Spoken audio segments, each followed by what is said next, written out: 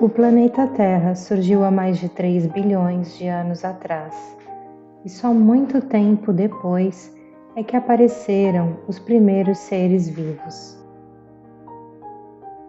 Algas e fungos há cerca de 1 bilhão de anos, e ainda muito mais tarde, os mais antigos antepassados do homem.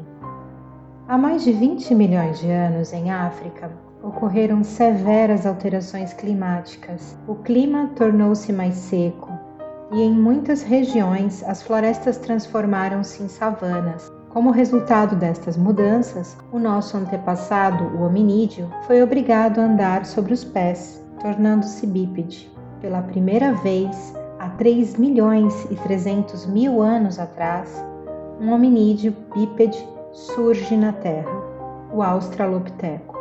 O pé adaptou-se lentamente à nova posição. A mão foi ganhando mais precisão com o manuseio de instrumentos. Com o aumento do crânio e, em seguida, com o aumento do cérebro, aumentou a sua capacidade de raciocínio para a sobrevivência. E modificações nos maxilares e na laringe permitiram-lhe articular sons e, mais tarde, falar. Mas tudo, na história, segue um curso muitíssimo lento. As transformações são todas graduais. Toda esta evolução fisiológica e mental dos hominídeos ocorreu ao longo de milhões de anos.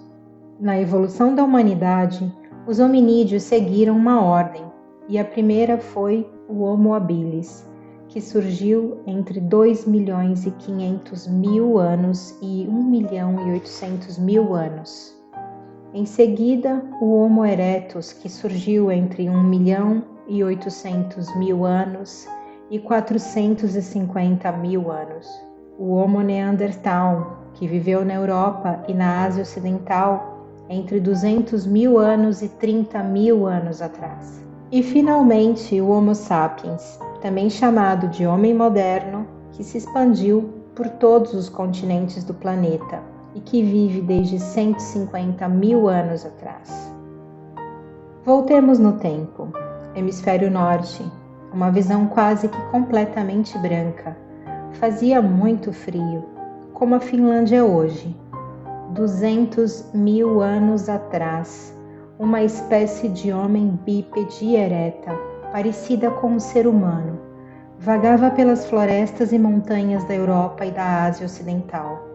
Os Neandertais viveram e prosperaram aproximadamente entre 200 mil e 30 mil anos atrás. Homens muito fortes, criados e adaptados ao frio polar e avassalador em que a Eurásia passava naquele período. Cientistas vasculham dia após dia, incansavelmente, por pistas do porquê de seu desaparecimento. Para entendermos o seu sumiço, precisamos entender como essa espécie vivia e o que enfrentaram. A primeira teoria é que eram os ancestrais primitivos dos humanos, porém mais macacos do que homens. Mas agora, os cientistas estão convencidos de que os neandertais são, na verdade, um ramo separado da família dos humanos, uma espécie irmã desenvolvida e de corpos resistentes, e que por alguma razão, de repente, desapareceu. Os fósseis e objetos que deixaram para trás revelam uma raça admirável de homens e mulheres altamente desenvolvidos ao ambiente hostil que os rodeava.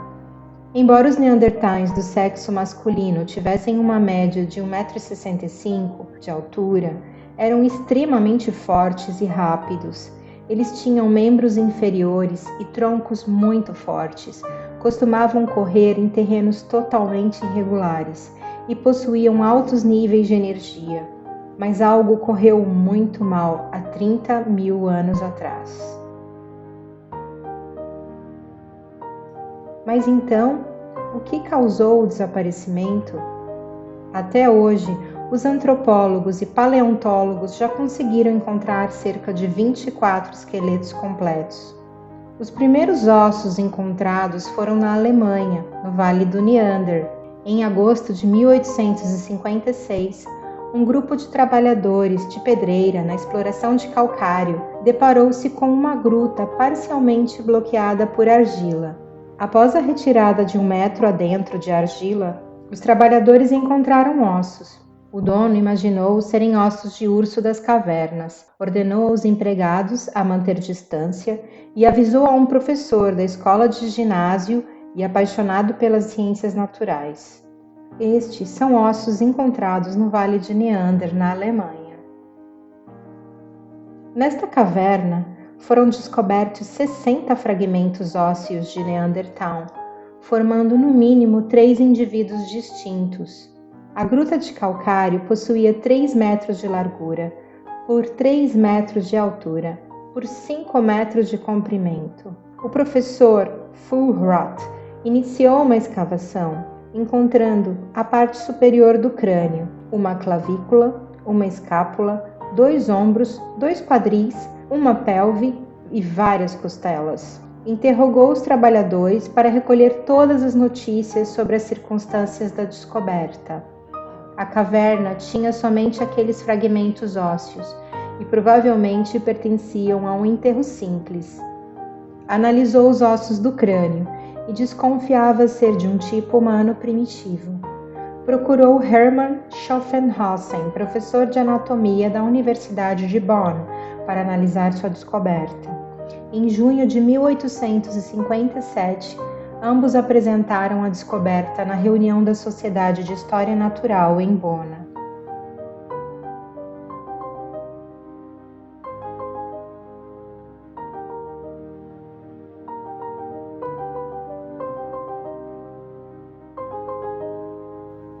Os sapiens saíram da África há 100 mil anos.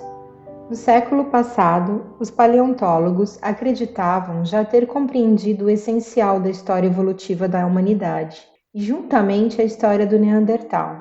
Para eles, essa espécie humana que nos precedeu na Europa tinha sido eliminada pelos sapiens. O jornalista científico e redator da revista Pour la Science, em França, François Sabatier, trabalha sobre paleoantropologia, tema este que desde sua infância tem grande paixão. Ele sempre considerou que os paleoantropólogos estavam convencidos de que as duas espécies não tinham se misturado, porque no final dos anos 90, a análise do sequenciamento do DNA mitocondrial de um Neandertal revelou ser diferente do DNA de um sapiens. A conclusão estabelecida foi que a bagagem genética dos sapiens não carregava nada dos neandertais. A ideia de poder estudar os genes de neandertais parecia ficção científica naquela época não muito distante, quando nos referimos ao final do século XX. Sabatier conta que se lembra da magnífica montanha da região de Varroa, onde no pé desta montanha teve a sorte de ter sido criado. Uma montanha repleta de cavernas, habitadas em todas as épocas. Uma dessas cavernas, situada no fundo de um vale florestal, foi escavada nos anos 70. Lembra-se que quando jovem ia visitar a caverna escondido dos pais. 3 metros abaixo da entrada dessa caverna, ele admirava as escavações e observava com muita curiosidade os ossos de animais, os fragmentos de carvão de madeira e os sílex talhados, presos nas paredes. 30 anos mais tarde, já grande conhecedor da pré-história, encontrou um artigo consagrado à caverna.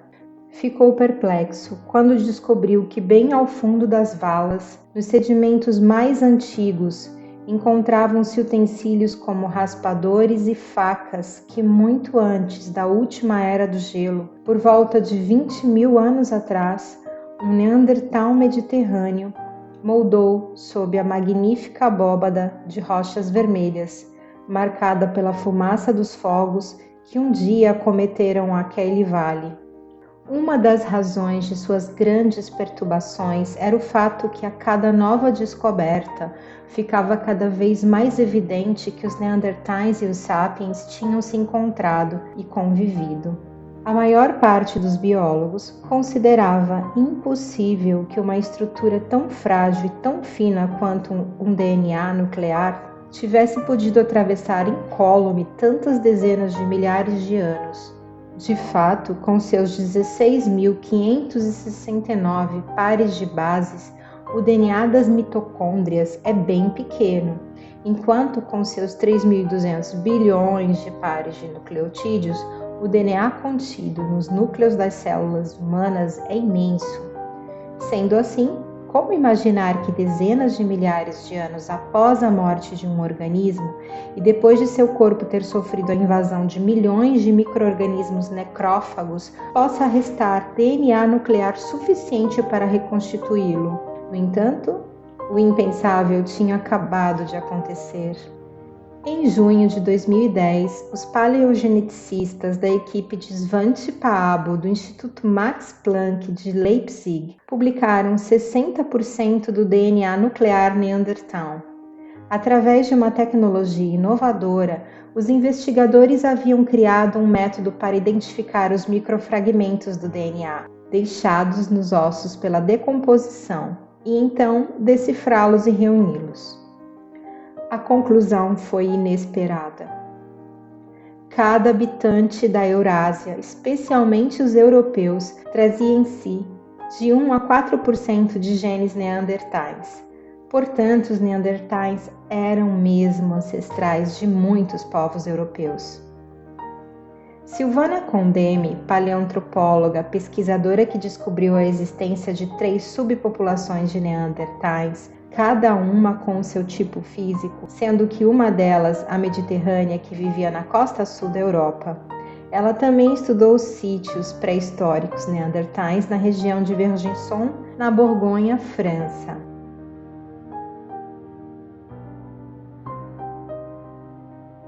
Para os pesquisadores tentarem entender o desaparecimento dos neandertais, foi preciso investigar muitos outros aspectos. A dificuldade de se reproduzir não foi o principal problema encontrado pelos neandertais. O inimigo mais temido que tinham de enfrentar por dias e noites era o frio extremo.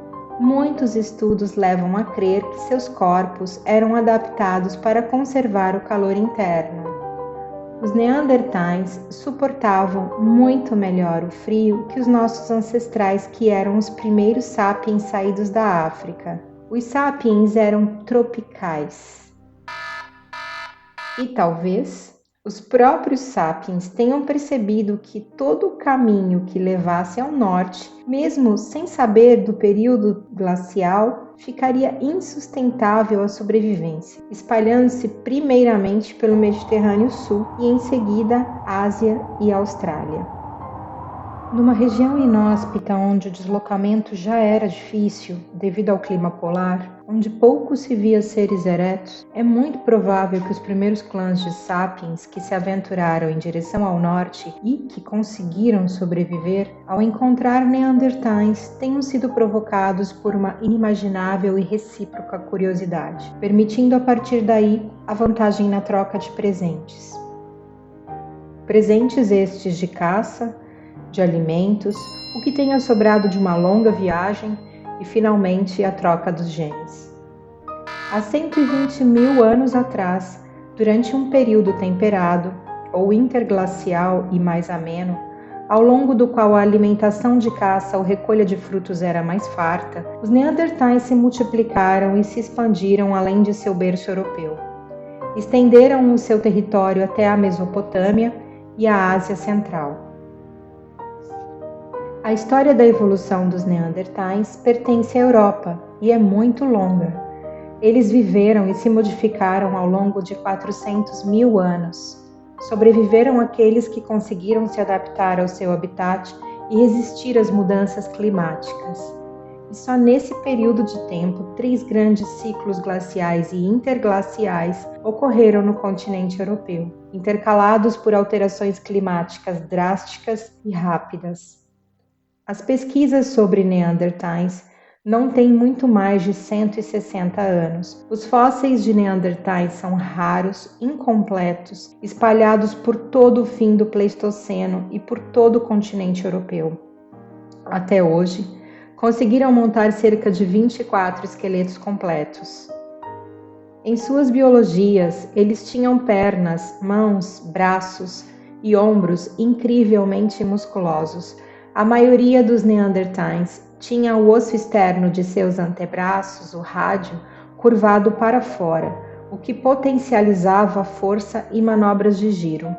Essa rotação do antebraço era um movimento muito importante para arremessar, martelar e raspar, o que os tornava perfeitamente capazes de todo tipo de precisão nas mãos e tipos de pegadas. E ainda, no alto dos braços, possuíam omoplatas extremamente largas.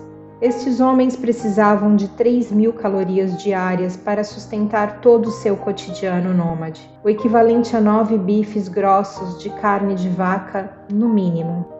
Numa era interglacial, o norte da Europa estava repleto de carne de caça de várias espécies: ursos, mamutes, leões, cavalos, veados, lobos, cabra das montanhas e bois.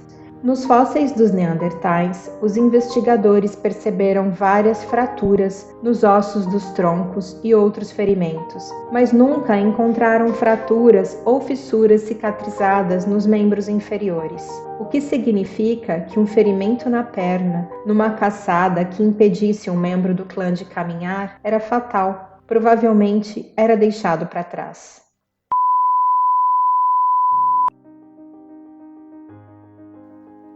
Mas para datar os acontecimentos que constituem a história climática do nosso planeta durante os 400.000 anos de fósseis de neandertais, os pré-historiadores utilizam hoje a cronologia isotópica. É um sistema que utiliza a noção de estágio isotópico marinho do oxigênio, designada pela sigla MIS, do inglês Marine Isotopic Stage. Foi ela que permitiu mapear a história climática de cada região do planeta, começando pela Europa. Estágios isotópicos de oxigênio marinho alternam períodos quentes e frios no paleoclima da Terra, deduzidos de dados de isótopos de oxigênio que refletem mudanças nas temperaturas derivadas de dados de amostras do núcleo do fundo do mar. Trabalham para trás a partir do presente, que é MIS 1 na escala. Os estágios com altos níveis de oxigênio representam períodos glaciais frios, enquanto os estágios com baixo nível de oxigênio representam intervalos interglaciais quentes. Os dados são derivados de restos de pólen e plâncton em núcleos de sedimentos marinhos perfurados, sapropels, que significa putrefação, e lama, respectivamente. É um termo usado na geologia marinha para descrever sedimentos de cor escura que são ricos em matéria orgânica. A concentração de carbono orgânico no sapropel geralmente excede 2% do peso, e outros dados que refletem o clima histórico.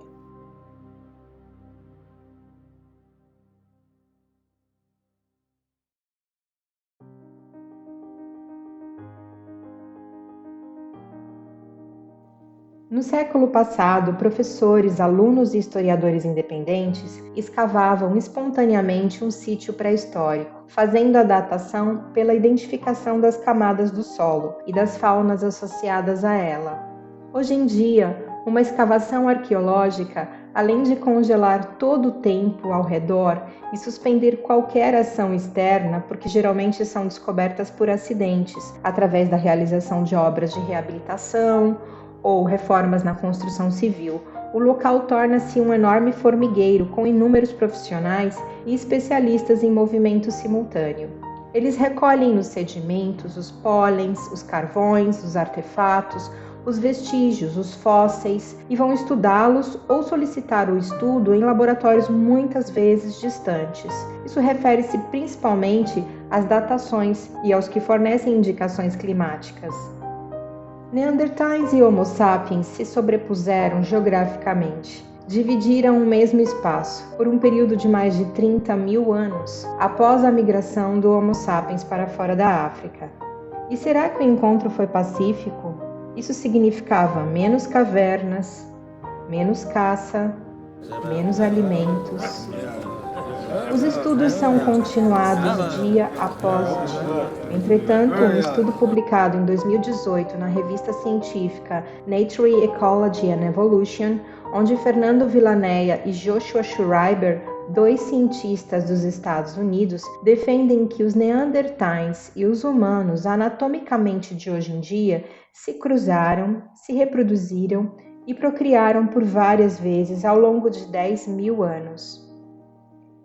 Mas 8 anos antes, em 2010, revelou-se que cada habitante da Eurásia, especialmente os europeus, trazia em si de 1 a 4% de genes de neandertais, através da pesquisa de um genoma de uma mulher neandertal, que em 2017 foi ratificado pelo genoma de outra mulher neandertal. Uma observação importante comentada pelos cientistas é que a proporção de ancestrais neandertais é de aproximadamente 12 a 20% maior em indivíduos do leste asiático em relação aos europeus. Eles exploraram vários modelos demográficos que puderam explicar esta observação. Através do uso da tecnologia de amostragens e probabilidades máximas, analisaram a distribuição dos fragmentos nos DNAs de ambas populações e moldaram as possibilidades com um número mínimo de namoros entre um Neandertal e um Sapiens, para mostra o objeto de análise dessa experiência vir de fato a nascer. Os mesmos estudos publicados em 2018 revelam que 2 novas análises genéticas ajudam a explicar os papéis que os neandertais desempenham na vida dos homens modernos, desde a cor dos cabelos até a própria saúde mental. A nova pesquisa também mostra evidências de que os neandertais viviam em pequenas comunidades isoladas, enquanto um terceiro estudo sugere que os primeiros humanos modernos podem ter desenvolvido grandes redes sociais que facilitaram a troca de companheiros e ideias.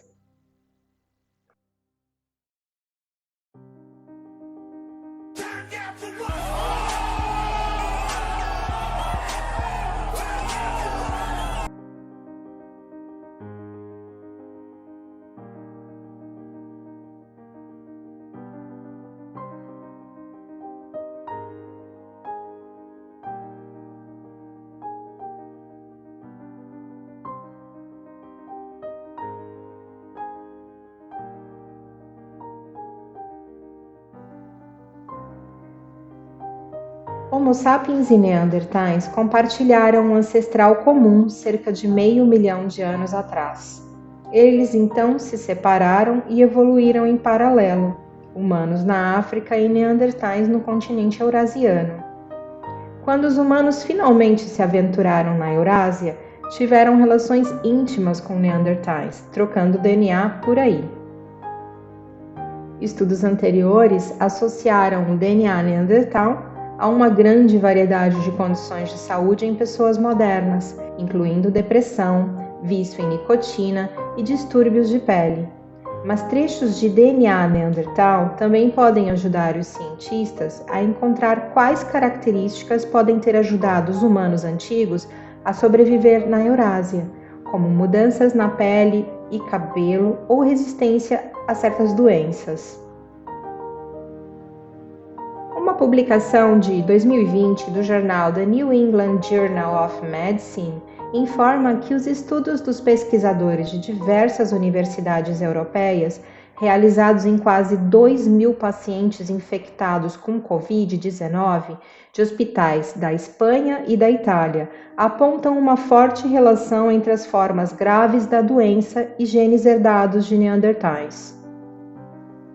Os portadores destes genes apresentam uma alta resposta imunológica, uma forte reação de defesa do corpo a ponto de agravar a doença. Esta sequência genética está presente em 8% da população europeia, em 4% da população asiática e é inexistente na população africana. Os neandertais foram extintos há cerca de 30 mil anos, enquanto o Homo sapiens não.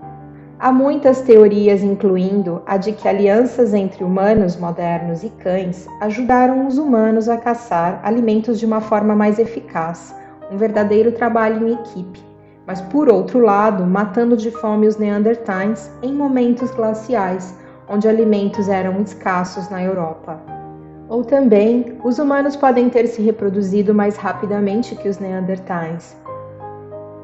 Os Homo sapiens foram mais bem-sucedidos porque possuíam uma tecnologia melhor? Possuíam mais experiências vividas na África? Ou era apenas uma consequência de números puros? Era somente uma questão de probabilidades? Para juntar este quebra-cabeças pré-histórico, os cientistas procuram por mais genomas neandertais trancados em ossos antigos e por mais DNA neandertal escondido nos genomas atuais. Um estudo recente, publicado na Science, descreve um fragmento ósseo chamado vindija, que foi encontrado em uma caverna da Croácia com o mesmo nome, na década de 1980. Agora os pesquisadores finalmente foram capazes de sequenciar o DNA trancado dentro do osso, descobrindo que pertencia a uma Neandertal fêmea que viveu há 52 mil anos.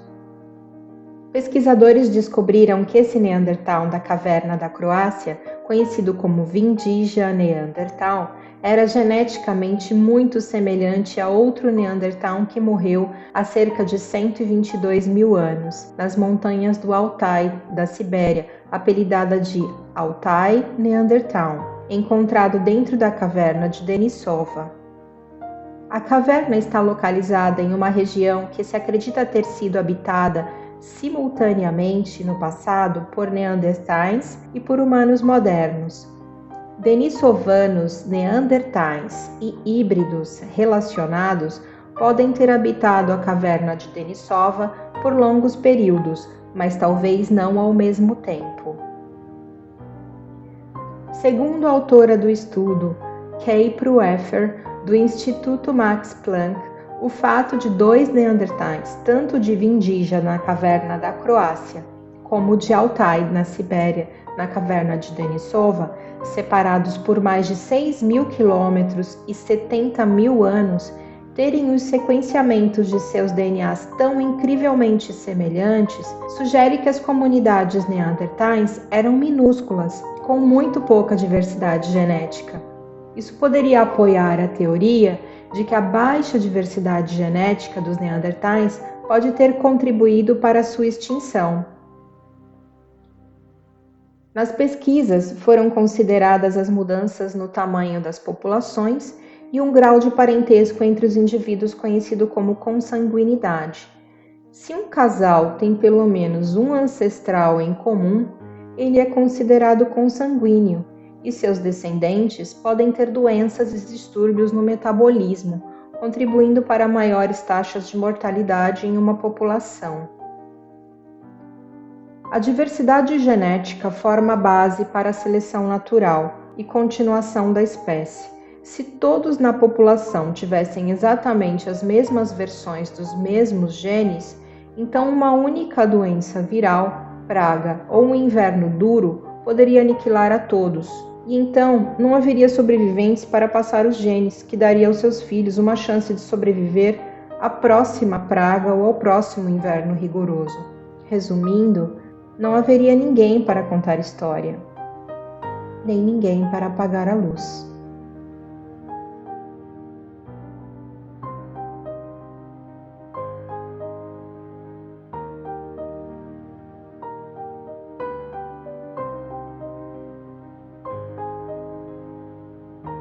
O incesto também é outra hipótese de extinção dos neandertais. O incesto, que é o relacionamento íntimo, a atividade sexual entre membros de uma família ou entre parentes que possuem uma relação de consanguinidade ou relações de sangue, pode ter contribuído a anormalidades genéticas. O Altai Neandertal era filha de 2 meio-irmãos, e enquanto os pais do Vindija Neandertal não eram parentes, eles eram muito geneticamente semelhantes. Os primeiros humanos modernos não estavam apenas fazendo sexo com neandertais, eles também estavam se relacionando uns com os outros. Em um outro estudo da Science, pesquisadores sugerem que os humanos antigos viviam em grandes redes sociais complexas que os ajudavam a trocar genes e ideias. Estudos da Universidade de Copenhague analisaram o DNA de um homem, 2 crianças e um osso da coxa oco. todos enterrados em um local da Idade da Pedra, chamado Sungir, na Rússia, cerca de 34 mil anos atrás. O homem foi enterrado sozinho, mas as crianças foram enterradas juntas, frente a frente, com o osso da coxa oco colocado ao lado de seus corpos. Descobriram que nenhum dos indivíduos no local estava relacionado e eram muito diferentes geneticamente. As duas crianças enterradas cara a cara na mesma sepultura eram no máximo primos de segundo grau. Desta forma, estes enterros de Sungir deram aos estudiosos a chance de testar a hipótese de que os primeiros humanos desenvolveram uma forma de estrutura social que permitiu que trocassem parceiros e genes. Isso, por sua vez, teria permitido que eles fossem mais geneticamente diversificados e possivelmente mais bem-sucedidos. Uma das crianças do sítio de Sungir tinha claramente sofrido algum tipo de distúrbio de desenvolvimento. Seus ossos da coxa estavam dobrados e torcidos, possivelmente o resultado de uma anormalidade genética. Isso parecia sugerir que talvez os pais da criança fossem parentes, já que o incesto muitas vezes causa anormalidades. Mas quando o DNA dos ossos foi sequenciado, descobriu-se que os 4 indivíduos não eram interligados. Calculou-se que cerca de 300 pessoas Homo sapiens precisariam fazer sexo entre si para produzir tanta variação genética. Muitos provavelmente eram viajantes, mas é possível que grupos menores foram incorporados em uma rede social maior, onde as pessoas faziam sexo e trocavam ideias. Isso teria impedido as pessoas de se tornarem tão inseridas quanto o Altai Neandertal de Denisova, Rússia, ou tão geneticamente homogêneos quanto o Neandertal de Vindija, na Croácia, que foi a consequência de viver em grupos isolados, mais uma hipótese que contribui para o desaparecimento dos Neandertais. E como se não bastasse a estes fortes homens da Eurásia, as alterações climáticas com temperaturas muito baixas, as comunidades isoladas, as anomalias genéticas causadas por incestos devido às minúsculas comunidades, a divisão da caça, dos alimentos, a divisão das cavernas com a chegada dos Homo sapiens, seus corpos tiveram que se defender contra inimigos invisíveis e desconhecidos. Doenças virais e bacterianas trazidas pelos Homo sapiens deflagraram a extinção dos Neandertais. A carga genética do Homo sapiens proveniente dos trópicos estava mais preparada para adaptar-se a novos ambientes do que a dos Neandertais. Com esse contato direto ou até mesmo indireto entre os Homo sapiens, as doenças circulavam mais facilmente, o que ao longo prazo tornou-os mais imunes. Em um estudo publicado na revista Nature Communications, uma equipe internacional de pesquisadores propõe que padrões complexos de transmissão de doenças podem explicar como os humanos modernos foram capazes de eliminar os neandertais na Europa e na Ásia em apenas alguns milhares de anos.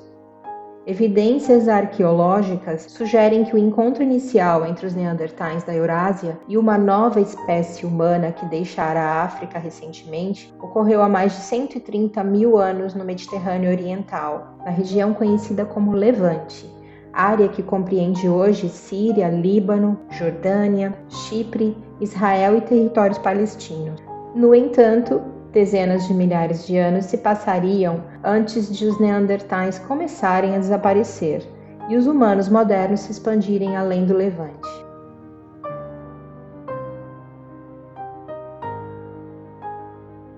O que pode ter permitido, enfim, que os Homo sapiens suplantassem os neandertais foi a união das duas espécies por meio de cruzamentos.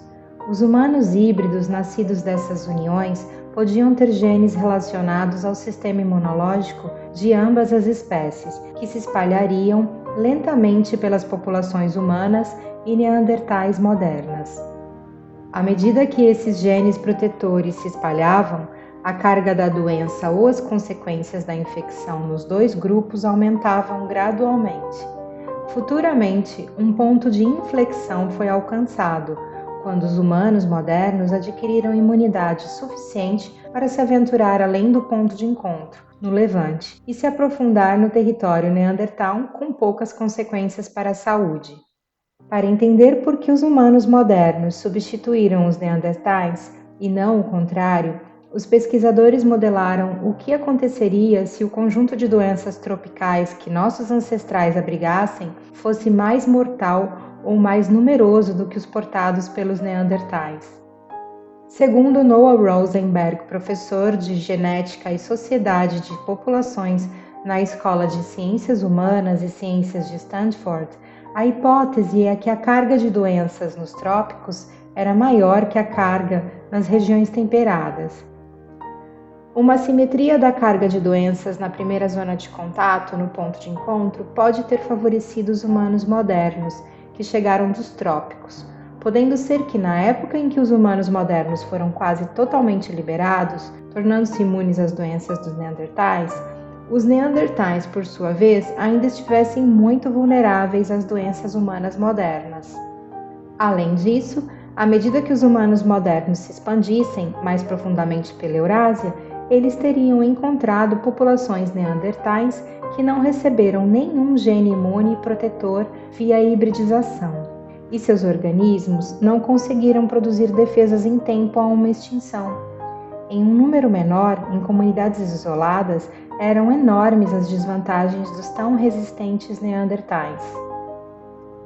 Segundo os pesquisadores, o cenário que propõem é semelhante ao que aconteceu quando os europeus chegaram às Américas nos séculos XV e XVI e dizimaram as populações indígenas com suas doenças mais potentes. Uma erupção vulcânica avassaladora pode ter sido mais uma hipótese da extinção dos Neandertais. Uma catástrofe ecológica de grandes dimensões na região da Rússia teria afetado diretamente a cadeia alimentar dos Neandertais há mais de 40 mil anos, acabando com a vida de grandes mamíferos, sua principal fonte de alimento. Os pesquisadores sugerem que uma explosão gigantesca que causou uma noite de cinzas, um inverno vulcânico de longo prazo, que se estendeu por um raio de quilômetros, causando estragos pela Europa e Ásia, tenha aniquilado a população de Neandertais. Os cientistas analisaram os sedimentos vulcânicos na região do Cáucaso, região da Europa Oriental e da Ásia Ocidental, entre o Mar Negro e o Mar Cáspio, que inclui a cordilheira do mesmo nome e as planícies adjacentes. Os depósitos de poeira encontrados em uma caverna mostram que um desastre ecológico pode ter acabado com a vida vegetal da região, lar de muitos neandertais. Esse impacto teria prejudicado toda a cadeia alimentar, acabando com a vida de grandes mamíferos, principal fonte de alimento desses homens pré-históricos. A falta de alimento na região pode ter levado os neandertais a viver em pequenos grupos, dificultando a reprodução e, a longo prazo, levando à extinção da espécie. O grupo de pesquisadores encontrou 2 tipos de sedimento vulcânico correspondentes às 2 erupções. A primeira erupção teria ocorrido no Cáucaso há 40 mil anos atrás, e a segunda erupção de grande magnitude na região do sul da Itália há 45 mil anos atrás. Análises no material recolhido mostraram que o clima era muito frio e seco na época em que os sedimentos vulcânicos se formaram.